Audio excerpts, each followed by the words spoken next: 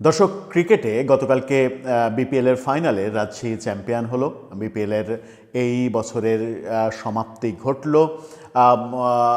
দেশের ক্রিকেটের ওই বোর্ডের পরিচালকরা দেখলাম বেশ উৎসাহ উদ্দীপনার মাধ্যমে হাসাহাসি মৌজ মাস্তি এগুলো করছে, এবং তাদের সর্দার হিসেবে, তাদের দলনায়ক হিসেবে আমাদের ক্রীড়া উপদেষ্টা, তাকেও আমরা দেখলাম বেশ উৎফুল্ল।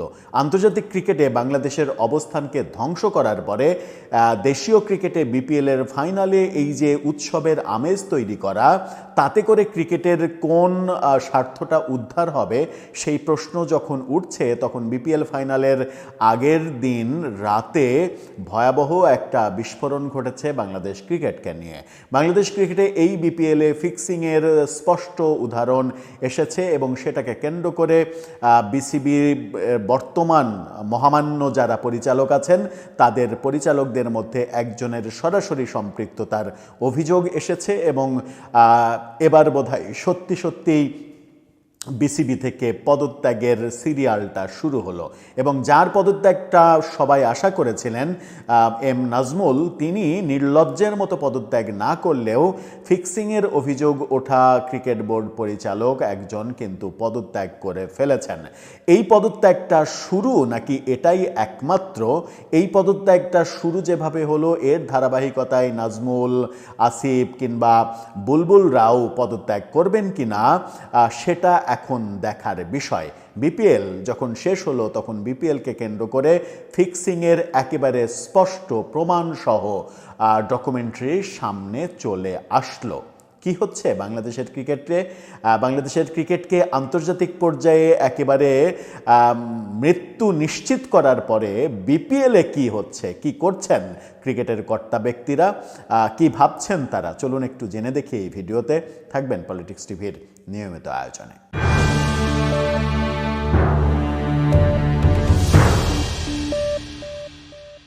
দর্শক, বলছিলাম ক্রিকেট বোর্ডের এক পরিচালক পদত্যাগ করেছেন। পদত্যাগটা শুরু হলো, সম্ভবত 25 জন পরিচালক, তাদের এক এক করে সবারই পদত্যাগ করা উচিত যদি তাদের বিন্দুমাত্র মেরুদণ্ড থেকে থাকে। বিশেষ করে আন্তর্জাতিক ক্রিকেটে বাংলাদেশকে বিতর্কিত অবস্থায় নিয়ে যাওয়া এবং ক্রিকেট ধ্বংসের সমস্ত প্রক্রিয়া সম্পন্ন করে ফেলার জন্যই এদের সবার পদত্যাগ করা উচিত। সরকারের দায়িত্বে যিনি আছেন তিনি তো আর পদত্যাগ করবেন না, কারণ তিনি পদত্যাগ করলে তো বাংলাদেশের মহা সর্বনাশ হয়ে যাবে। বাংলাদেশকে দেখবে কে তিনি যদি পদত্যাগ করেন? সুতরাং তার পদত্যাগের প্রসঙ্গ নেই। এখন দেখার ব্যাপার যে প্রথম পদত্যাগটা হলো, এই ঘটনার সঙ্গে আর কে কে জড়িত আছে, এবং এই ঘটনার জন্য বিপিএলের দায়িত্বে যিনি আছেন সেই স্বয়ং বোর্ড চেয়ারম্যান থেকে শুরু করে সবারই পদত্যাগ করা উচিত কিনা। গণমাধ্যমের শিরোনামে যেটা বলা হচ্ছে, মানবজমিনের শিরোনামটা দেখে নিতে পারেন আপনারা। সেখানে বলা হচ্ছে, ফিক্সিংয়ের অভিযোগে সরে দাঁড়ালেন বিসিবির পরিচালক। ভদ্রলোক পদত্যাগ করেছেন এবং ফেসবুক পোস্ট দিয়ে সেটা জানিয়েছেন। ফিক্সিংয়ে জড়িত থাকার অভিযোগ ওঠার পর দায়িত্ব থেকে সরে দাঁড়ালেন ক্রিকেট বোর্ড পরিচালক মোখলেসুর রহমান শামীম, এবং দুর্ভাগ্যক্রমে তিনি রাজশাহী অঞ্চলের পরিচালক, যে রাজশাহী বিপিএলে এবার চ্যাম্পিয়ন হলো। রাজশাহী দলটার জন্য বোধহয় এটা খুবই অপমানজনক একটা ব্যাপার হতে পারে। সামাজিক যোগাযোগ মাধ্যমে দেয়া এক ঘোষণায় শামীম জানান, বাংলাদেশ ক্রিকেট বোর্ড পরিচালক পদ ও অডিট কমিটির চেয়ারম্যান সহ তার সব দায়িত্ব থেকে অব্যাহতি নিচ্ছেন তিনি।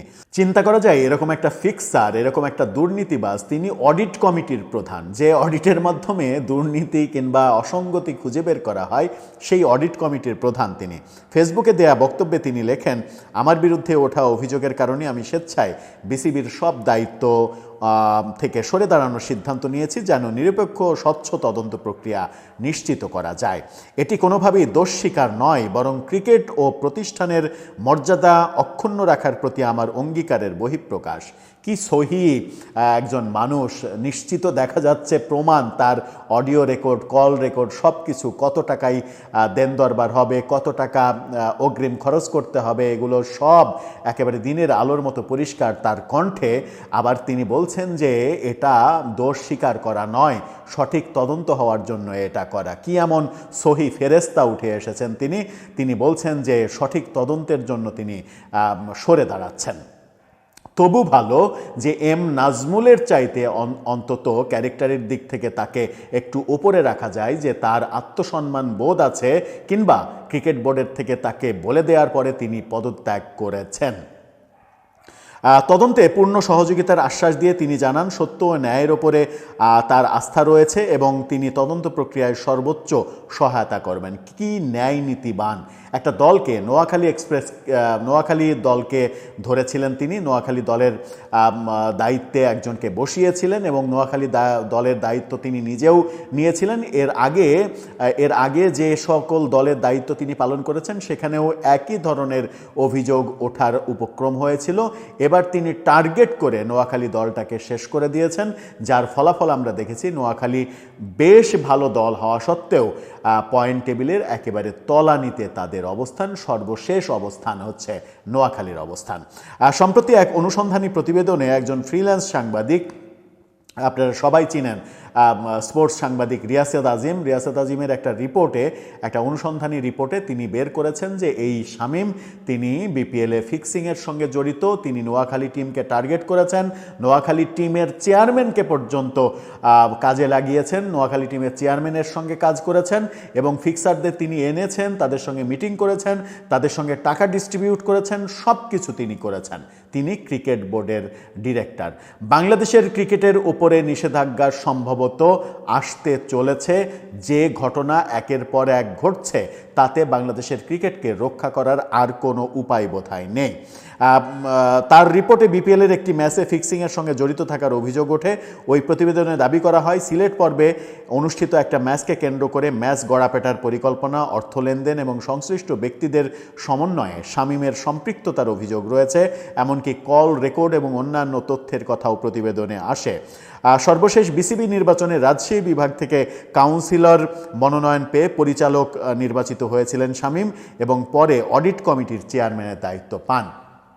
এবং এই ক্রিকেট বোর্ডে যারা পরিচালক হয়েছেন প্রায় সবাই পরিচালক হয়েছেন সাবেক ক্রীড়া উপদেষ্টা আসিফ মাহমুদ সজীব ভুইয়ার সঙ্গে গোপন আতাত করে, গোপন সম্পর্কের ভিত্তিতে, যেটা নিয়ে ক্রিকেটার তামিম ইকবালের সঙ্গে অন্যান্য ক্লাবের সঙ্গে যথেষ্ট খারাপ কিছু হয়ে গেছে।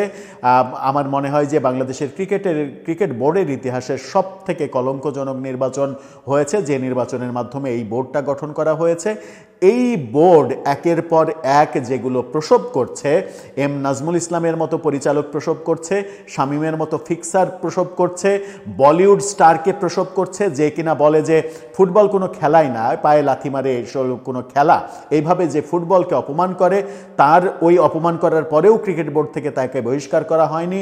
এরপরে তামিম ইকবাল ভারতের দালাল এটা ওটা বলে মানে যাচ্ছে তাই অবস্থা করেছে। অথচ বলিউডে গান গেয়ে নিজেকে প্রচণ্ড গর্ববান কিংবা মানে গর্বিত, যে শব্দটা বলতে চাচ্ছিলাম সেই শব্দটা বলতে চায় না, সেইভাবে তিনি নিজেকে যখন ফেসবুকে উপস্থিত করেন, কিংবা বলিউডে একটা গান গেয়ে যিনি মনে করেন যে তার জীবন ধন্য হয়ে গেছে, তিনি তামিম ইকবালকে, যিনি বাংলাদেশের ইতিহাসের অন্যতম সেরা খেলোয়াড়, তাকে ভারতের দালাল বলেন।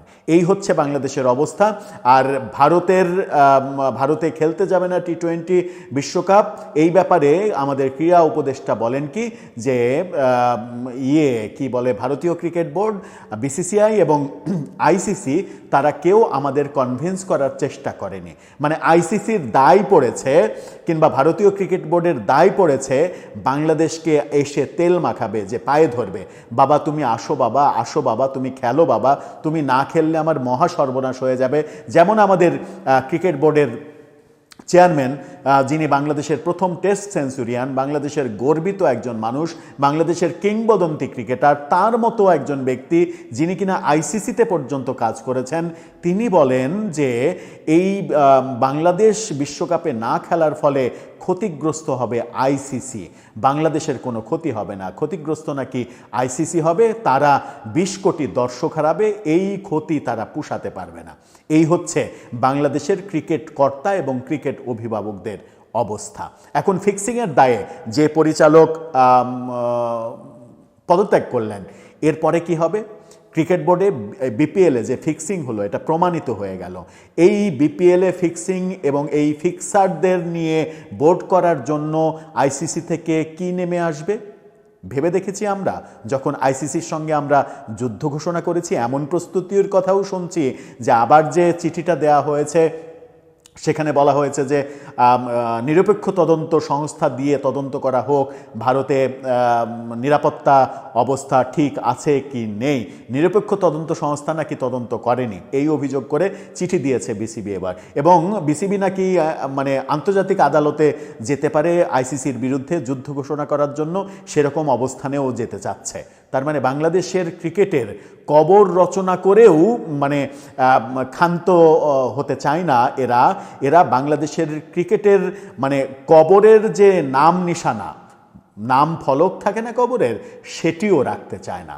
এরা ক্রিকেটকে বাংলাদেশ থেকে সম্ভবত বিদায় করে দিতে চায়। কারণ ক্রিকেট কোনো খেলা নাকি, কে যেন একজন খুবই গুরুত্বপূর্ণ ব্যক্তি মন্তব্য করেছিলেন, কোনো এক রাজনীতিবিদ সম্ভবত, বর্তমান সরকারের খুবই মানে স্নেহভাজন, শ্রদ্ধাভাজন, আস্থাভাজন একজন মন্তব্য করেছিলেন যে ক্রিকেট একটা খেলা নাকি।